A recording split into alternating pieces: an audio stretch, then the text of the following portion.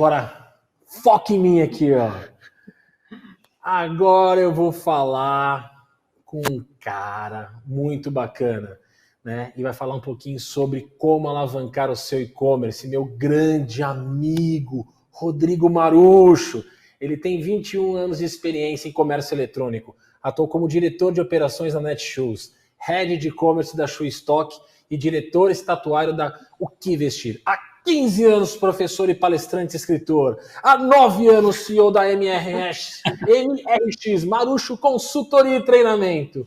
E vem ajudando empresas nascerem e a prosperarem no ambiente digital. Meu grande amigo Marucho. Ai, garota, que eu vou chegar até aqui. Ai, meu Deus do céu. Tudo bem? Boa tarde, pessoal. Boa tarde.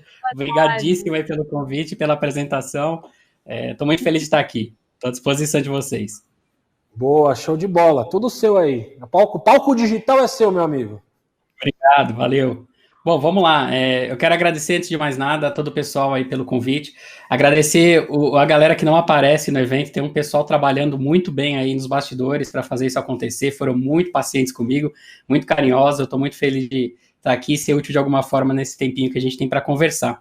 Eu vou colocar aqui para vocês a minha apresentação e vou falar um pouquinho, vou discorrer com ela para algumas dicas, alguns insights para a gente fazer uma alavancagem do nosso comércio eletrônico. Não tem solução mágica, né? Tem alguns insights, algumas dicas que eu acho que podem ser úteis e eu quero compartilhar com vocês na expectativa de fazer o melhor para o mercado. Na verdade, como eu tenho bastante tempo de mercado, eu tenho uma gratidão muito grande pelo nosso mercado de e-commerce e espero de verdade devolver para ele de alguma forma com algum conteúdo útil e ajudar a empresa a prosperarem. Assim a gente está cumprindo nossa missão de vida. Então, espero que seja útil para você e bem proveitoso o nosso bate-papo aqui. Eu vou fazer algumas reflexões para a gente falar, quando a gente fala de gerar valor para o mercado, para a gente alavancar o nosso e-commerce. Não sei se vocês são desse tempo, eu sou, né? Porque eu comecei no comércio eletrônico, eu tinha cabelo ainda. E antigamente tinha uma propaganda que ficava um guruzinho falando compre batom, compre batom, compre batom. Acho que muitos de nós que estão aqui agora já devem lembrar disso. Se não, procura no YouTube que você vai ver a propaganda. E eu atribuo muito essa propaganda a um método tradicional de venda, que é meio top-down. Assim, eu quero vender, e aí eu forço a alavancagem disso no mercado, a partir de uma publicidade, onde eu vou lá e faço os meus call to actions, né? Eu dou o direcionamento para o cliente fazer aquilo que eu espero que ele faça. E isso veio funcionando até a entrada do mundo digital.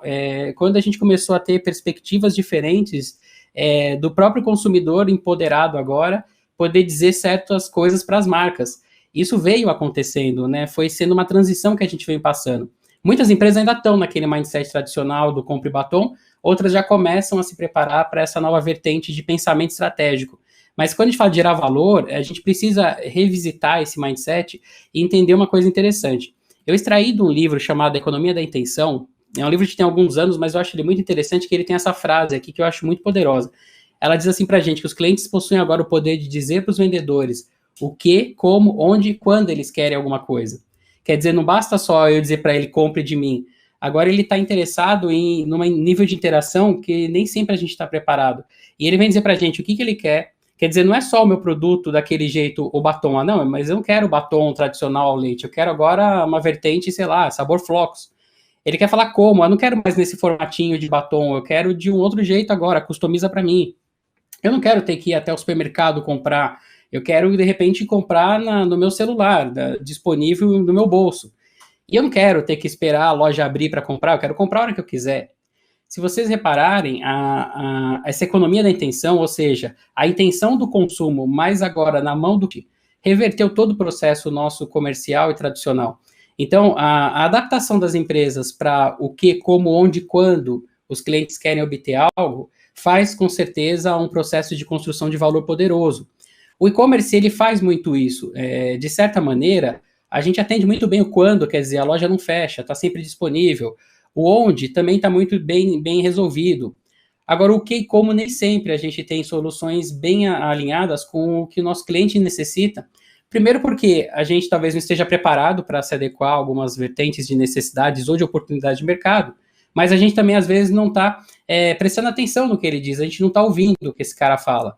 A gente parte de premissas ou pressupostos nossos, né, do nosso pensamento individual ou estratégico do grupo, mas dentro da nossa casa, e subentendendo o que o mercado espera. E aí a gente pode estar errando muito, muito feio, porque uma das coisas mais bacanas de trabalhar com o mercado digital é exatamente a capacidade de a gente poder coletar dados, informações estratégicas relevantes para a tomada de decisão. Então, é importante essa reflexão de pensar, a gente não é mais compre batom, a gente hoje precisa muito mais estar focado na intenção do cliente de fazer o consumo e estar preparado para quando ele precisar, a gente atender. Se a gente pegar essa onda da uberização, você pega o próprio Uber, né, os aplicativos, eles atendem fielmente o que, como, onde, quando. É só você fazer atribui cada uma dessas questões aqui, cada um desses itens ao que eles oferecem. E você vai entender por que eles estão tão utilizados hoje, estão tão aderentes na construção de valor com o seu público. Construção de valor é importante conceituar, né? É aquilo que faz, que gera um lucro na relação de consumo do cliente. E a construção de valor não necessariamente é um lucro financeiro. Muitas das vezes, esse lucro vai acontecer de forma emocional. A gente constrói, a partir dessa construção de valor, uma série de atributos que são percebidos pelo nosso público-alvo ou pelos nossos públicos, e esse público, enxergando esse valor, ele faz negócio com a gente, e às vezes, não necessariamente porque a gente é o mais barato. Essa é a grande sacada. A gente construir lucro emocional significa dizer que a gente conectou tão profundamente na necessidade do cliente, de maneira tão bem estratégica, que naturalmente, esse cara vai escolher, através dos atributos, fazer negócio com a gente, até se a gente não estiver muito, muito fora do mercado. Não está com uma discrepância muito grande de proposta de preço. Então, assim, fazer preço, frete grátis, não constrói valor? Constrói. Mas existem outras formas também disso acontecer, que eu gostaria de passar aqui com vocês para a gente refletir juntos, que podem dar uma substância mais profunda, uma perenidade maior para o nosso negócio.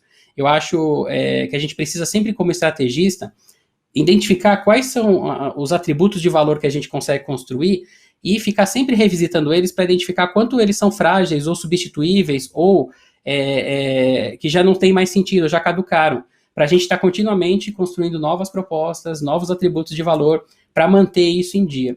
E tem técnica, tem formas de pensar isso, eu gostaria de discorrer isso aqui com vocês também para a gente falar um pouquinho. Na prática, é uma reflexão muito importante, a gente sempre se questionar o que de verdade eu estou vendendo, o que de verdade eu faço para o mercado. Quando a gente tem uma empresa que ela, principalmente indústria, tem muito isso, mas o varejista que é ultra especializado, ele também tem demais isso. Muitas vezes as empresas entram numa miopia estratégica de entenderem que o modelo do negócio dela é um produto que ela vende. E não necessariamente. O produto, eu entendo sempre que é um meio para você resolver uma necessidade ou uma dor de um mercado. Então, o produto acaba sendo uma desculpa para eu servir esse mercado de alguma forma. Agora, eu não entendo que sempre o produto vai ser o fim. Ele provavelmente grande parte das vezes, só um meio para levar alguma coisa. Seja algum conforto emocional, algum conforto físico, algum conforto técnico, alguma solução de maneira geral. Por que eu estou falando isso? Porque quando a gente começa a pensar dessa forma, a gente consegue descolar daquele modelo que a gente está, às vezes, viciado no nosso dia a dia e começar a ter insights de formas novas de servir esse cliente, ou seja, construção de atributos que vão gerar valor. Então, quando a gente começa a olhar um pouquinho mais de longe, a gente começa a perceber alguns insights. Por exemplo, existe um caso que é bem interessante, eu sou muito fã, que é o pessoal das Zappos. Aqui tem a foto do Tony, que é o CEO das Zappos. A Zappos ela foi comprada pela Amazon já faz alguns anos, exatamente porque ele conseguiu quebrar esse paradigma do varejo online. Ele tem uma frase que eu acho poderosíssima, né? O Tony fala, a gente é uma empresa de serviços que por acaso vende sapatos. Então, é bem nessa linha do que eu estou dizendo. Ele revisitou o modelo dele e falou assim, loja de sapatos, ou de roupas, né? No caso, tem um monte. Agora, o que exatamente eu sou como negócio? Não, eu não sou uma loja de sapato, eu sou uma empresa que presta serviço. E o sapato é um meio para esse serviço acontecer. Então, o sapato não é mais o meu fim. Por que é muito interessante pensar dessa forma? Porque quando, vamos supor que eu tenho um problema com sapatos, o mercado de sapato fica ruim. A Zappos, ela tem o jogo de cintura e a flexibilidade, e a partir de amanhã, sei lá, vender esporte. Posso mudar a minha vertente de estratégia de servir o mercado, ainda dentro da conversa que aquele cliente precisa, dentro da dor dele, mas eu vou trazendo outras formas de servi-lo, de atendê-lo, por serviço ou por produtos, mas não mais necessariamente aquilo lá. Então, se eu digo assim, eu sou uma empresa de sapatos, eu estou consolidando a minha fragilidade estratégica. Ali, meu modelo está fechado naquela caixinha. Se eu penso de forma mais ampla, eu estou com uma construção de valor mais interessante. Então, o legal é pensar assim, a gente é o quê? Uma empresa de serviço? Eu entendo que e-commerce para mim é serviço. A gente passa o tempo inteiro prestando serviço para esse cliente. Informação é serviço, então uma descrição, foto, etc. Eu estou servindo o cliente. Eu faço um serviço de logística, de entrega. Eu faço um serviço de atendimento. Eu tenho uma série de serviços já naturalmente atrelados a um canal online. Então, é interessante a gente sempre pensar o que de verdade a gente vende para esse mercado. Se um dia esse meu cliente, ele quer uma solução, no final das contas ele quer uma solução para não dar descalço, e eu só vendo sapatos, eu atendo ele. O dia que ele não quer mais sapato, ele começa a querer usar, sei lá, Crocs, talvez eu esteja fora desse mercado. Eu estou usando o exemplo esdrúxulo, claro, mas assim, nada contra Crocs, mas é um exemplo clássico de como a gente pode, às vezes, perder o fio da meada e ficar desinteressante. Muitas empresas tradicionais, elas acabam deitando em berço esplêndido, e em algum momento elas perdem o seu público. O seu público olha para elas e fala, isso aqui não fala mais comigo, isso aqui já não me representa mais. E esses caras não percebem esse movimento, porque não estão atentos continuamente se elas ainda estão realmente gerando valor. Outra coisa que é legal a gente pensar a gente precisa revisitar se a gente já tem o nosso negócio produzindo, ou se a gente está construindo agora. Eu tenho que definir claramente modelos e serviços que eu vou oferecer. Então, nessa construção estratégica, eu posso incrementar isso a qualquer momento, ou eu já posso nascer com isso. Mas percebe que é interessante? Essa conversa aqui, ela é muito importante. Se você está pensando em abrir um e-commerce, ela é muito importante acontecer antes de você abrir o e-commerce. Depois que você já abriu, você faz adaptações. E essa é uma vantagem de Magento. Eu gosto muito dos projetos do Magento, porque você tem muita flexibilidade para adaptação, inclusive para você construir uma proposta de valor bacana. Agora, muita gente começa pela plataforma e depois reclama que a plataforma não atende ela adequadamente, mas é porque foi descobrindo aos poucos que poderia incrementar ou mudar o modelo com o jogo já acontecendo. Então, a reflexão estratégica, ela precisa ser feita sempre, no início principalmente, mas continuamente. Então, assim, a cada 6 meses, no mínimo, eu tenho que sentar e de novo olhar para o meu negócio e perguntar, ele continua valendo? Ele continua sendo interessante para o meu público? Ele continua necessário? Então, se ele não é mais, o que eu posso fazer olhando de fora e tentando construir um caminho novo? Sempre com cuidado de não ser só foco no produto, mas um foco no serviço e o produto como uma desculpa nesse contexto. Então, modelos, eu posso pensar uma série de modelos. Eu tenho como vender diretamente para o cliente final, eu posso vender dentro de marketplaces, eu posso pensar uma estratégia omnichannel, então eu vou conectar minhas lojas físicas, como foi falado ao longo do evento, né, trabalhar o cliente na visão digital, né, então meu físico misturado com o digital. Posso, de repente, ter um modelo de live commerce que eu vou conseguir vender para esse cliente de forma impactante de várias maneiras. Agregando tudo a isso, serviços que vão gerar valor, então eu posso, de repente, no meu produto, ser um produto personalizado. Então, quando eu trabalhei na Netshoes, a gente inovou ao colocar a possibilidade do cliente comprar camisetas de futebol com o nome e o número atrás nas costas. Era uma personalização de uma camiseta oficial. Então, isso gerava muito resultado financeiro, porque era muito barato fazer, a gente custava R$1,50, no máximo R$3 para personalizar, e o cliente pagava R$20, R$25. Então, você aumenta a tua margem, aumenta teu spread ali na venda, e ainda por cima você gera serviços diferentes e únicos para o cliente. E isso constrói uma barreira contra a concorrência. Processo de assinaturas, então você tem clubes de assinantes para oferecer produtos de forma com curadoria, com uma forma específica para servir esse cliente. Pega, por exemplo, o mercado de whey protein, de suplementos, é um mercado ultra concorrido, mas se você, de repente, constrói uma assinatura que você tem públicos muito específicos que hoje não são bem atendidos, por exemplo, deixa eu criar uma assinatura para você que é diabético, para te ter uma suplementação com um especialista nosso te direcionando. Você paga todo mês e vai recebendo os kits. Você que é da melhor idade. Você que tem... Enfim, sair do básico, eu vendo whey, e olhar o que eu agrego aqui nos serviços. O retire na loja, same-day delivery, um personal shopper, que para moda funciona muito, mas eu arrisco dizer que a gente pode agregar para vários outros tipos de mercado, que é você ter uma pessoa que atende as grandes contas, né, os clientes premium, pessoa física, inclusive, que vai receber um tratamento todo especial, que vai ter um amigo ou uma amiga que está acompanhando o dia a dia dessa pessoa nas redes sociais, conhece ela como ninguém, sabe quando ela vai viajar, e sempre está ali oferecendo soluções para que ela não precise nem pensar, ela só vai ser servida. E a conta fecha, porque a gente está falando de clientes que vão gerar um retorno muito, muito expressivo. E na base de tudo isso, desses modelos e serviços, as experiências que eu quero construir. Eu preciso pensar muito sobre como é que as experiências são construídas, porque elas que vão gerar os sentimentos e a gravação de valor que eu quero que esses clientes tenham.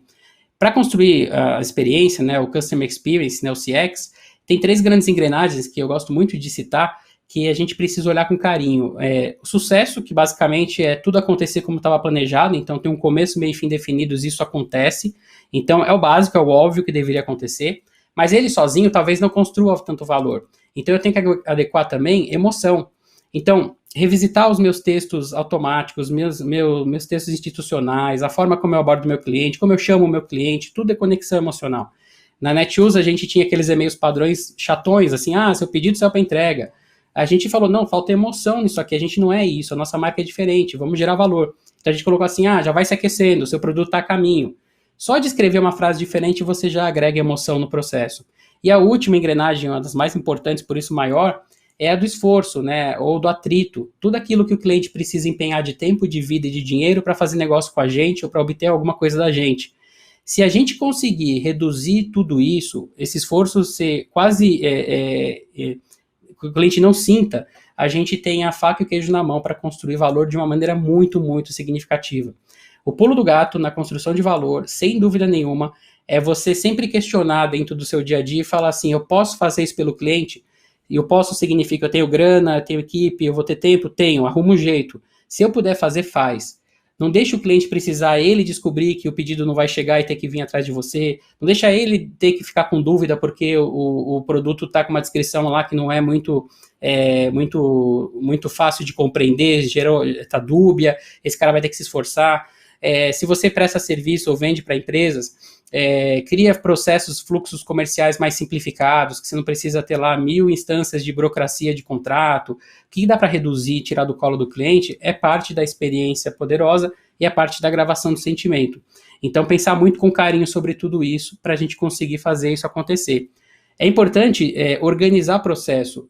Brasileiro não curte muito, mas não tem como. Se você quiser uma eficácia, uma eficiência que você mede, que você pode fazer, precisa se escrever processo. Só que é o pulo do gato. Muita gente escreve processo, mas escreve processos isolados. Então o cara senta lá, o gestor, e fala, deixa eu escrever o processo de atendimento, deixa eu escrever os processos da área de marketing, deixa eu escrever os processos da logística. E aí o que acontece? O pulo do gato os processos, eles são uma coisa única, eles têm começo, meio e fim, passando por várias áreas, e eu preciso pensar essa maneira holística de ver processo. Então, um processo pode começar lá na plataforma e acabar na logística. Outro processo pode começar lá na logística e acabar no financeiro. Não sei. Eu preciso escrever os processos considerando quando eu passo a bola para o outro e o outro continua dali. Se eu tiver essa visão de começo ao fim, de forma integrada, eu tenho uma chance muito grande de identificar onde estão os gaps e onde estão as causas e consequências. O problema de muitas vezes eu não construo valor porque a minha organização não está boa e eu não consigo fazer com que os meus clientes sejam atendidos bem de ponta a ponta. Alguma coisa peca porque eu não previ. Como eu estou olhando de forma isolada para cada departamento, eu não estou conseguindo antecipar tudo e amarrar. E como é que eu vou garantir que isso está acontecendo além de estar no dia a dia olhando? Eu vou olhar para os meus indicadores. As boas operações precisam de bons indicadores. E o indicador é aquilo que me ajuda a tomar decisão. Então eu não preciso olhar para indicadores e reloginhos que não vão agregar em nada. Aquilo lá só é perda de tempo. Agora, aquilo que está diretamente relacionado com a performance que eu quero gerar na construção de valor do meu cliente, que está associado ao meu core, ao meu negócio como um todo, eu vou precisar olhar com muito carinho, porque ele vai validar se todo esse caminho que eu estou construindo está realmente repercutindo e está valendo a pena. Então, para fechar, como o nosso tempo é mais escasso, eu quero deixar um último recado para vocês, a famosa slide do takeaway para você tirar foto se você quiser, mas a apresentação também fica disponível para os amigos. O importante essas quatro etapas, eu acho que elas consolidam muito bem uma construção de valor para a gente alavancar o nosso negócio. Então, primeiro é sempre isso, revisitar e aprimorar sempre nossa proposta de valor para não perder a conexão direta com o cliente. Revisitar e aprimorar sempre, lembra que é sempre revisitar e aprimorar, não para nunca. O modelo de negócio e os serviços que eu posso agregar e prestar para esse cliente. Definir esses processos pensando de forma integral, ou seja, começo, meio e fim é uma visão holística de tudo, não pode olhar separado, senão vai dar pau.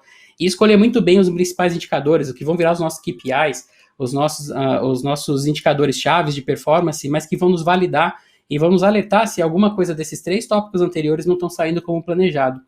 Então é isso que eu gostaria de passar para vocês nesse tempo que a gente tem disponível.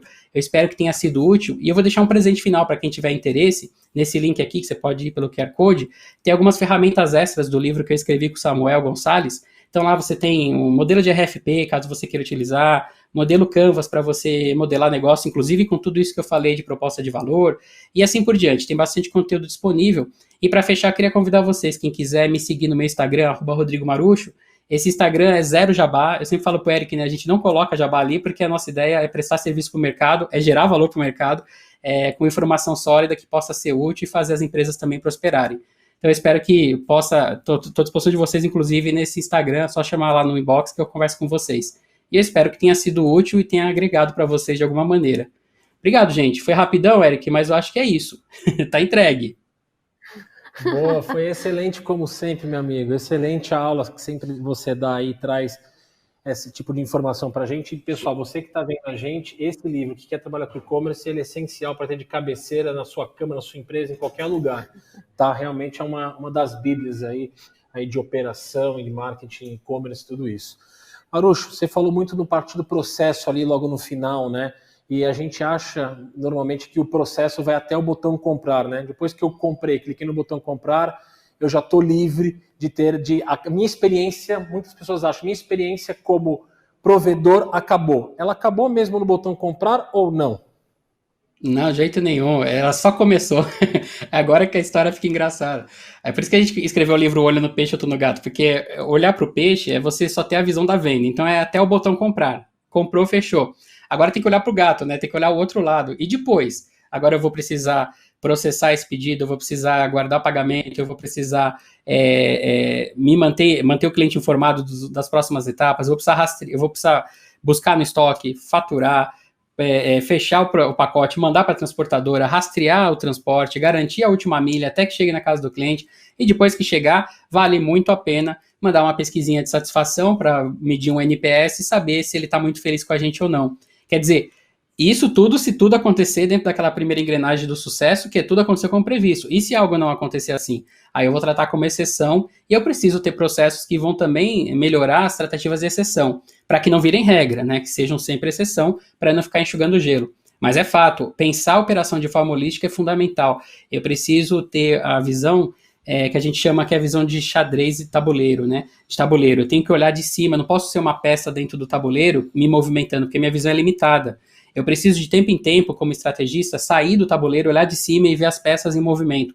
Aí sim eu estou fazendo uma boa gestão de e-commerce, orquestrando, né, todas essas camadas e fazendo elas conversarem. Se não, cara, eu posso crescer, vender pra caramba, mas vai ser uma dor de cabeça que fica até triste. É melhor nem vender.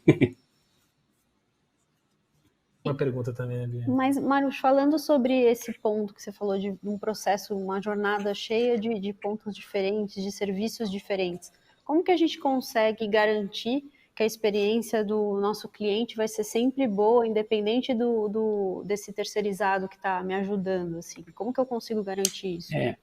Ela não vai ser sempre boa exatamente porque nem sempre eu controlo todas as variáveis. Por exemplo, eu não controlo que o correio de repente entre em greve. Então, de alguma forma, houve uma frustração do cliente. Mas, na minha visão, o problema, quando a gente pensa em prestador de serviço, a minha questão não é ter problema. A minha questão é o que eu faço com o problema que eu tenho. A forma como eu lido com o problema, como eu estou preparado para lidar com eles de forma ativa, me antecipando. Antecipação é uma excelente forma de gerar valor. Antecipando e podendo prestar um serviço cada vez melhor para o cliente, aprendendo com os erros, inclusive, para eles não acontecerem de novo. Aí sim eu estou fazendo uma construção de valor incrível. Então não é sobre não ter problema, mas é sobre a minha ação e a minha gestão sobre essas crises, de maneira a consolidar cada vez mais a minha marca e meu posicionamento. Porque no final das contas é isso que o cliente vai dar valor. Ele vai falar assim, poxa, os caras erraram. Ele vai até dizer assim, mas quem não erra? Só que olha como eles são sérios. Quando eles erraram, eles fizeram isso, isso, isso. Eu quero que esse meu cliente conte isso para os amigos, porque essa é a melhor venda possível. Óbvio que eu não quero ter problema, mas se eu tiver, eu tenho como agir de forma muito atenta, porque eu tenho que olhar. Então não posso ser pego de surpresa, mas se eu estiver olhando atento, eu me antecipo e faço disso uma construção de oportunidade. Se eu tiver esse olhar muito, muito claro sobre a minha gestão. Mas é fato, nem tudo eu controlo. E tá tudo bem. Agora, o que cabe a mim controlar, eu tenho que fazer cada vez melhor, e o que não cabe a mim controlar, o cliente não tem culpa. Eu preciso me antecipar e resolver e trazer soluções. Certo. Bacana, Marucho. Obrigado novamente. Se tiver mais um tempinho para entrar lá no chat lá do Meet Magento, tem algumas perguntas lá, pessoal. Aqui dá vontade de ficar 40, 50 minutos, uma hora conversando com você pelo conhecimento, esse papo gostoso que a gente sempre tem. Mas o tempo é curto e queria agradecer a sua presença aí, de estar junto com a gente aqui no Meet Magento. É sempre uma grande alegria. Obrigado. Espero que tenha sido útil para todos os amigos aí. Estou à disposição. Tchau, gente. Bom evento.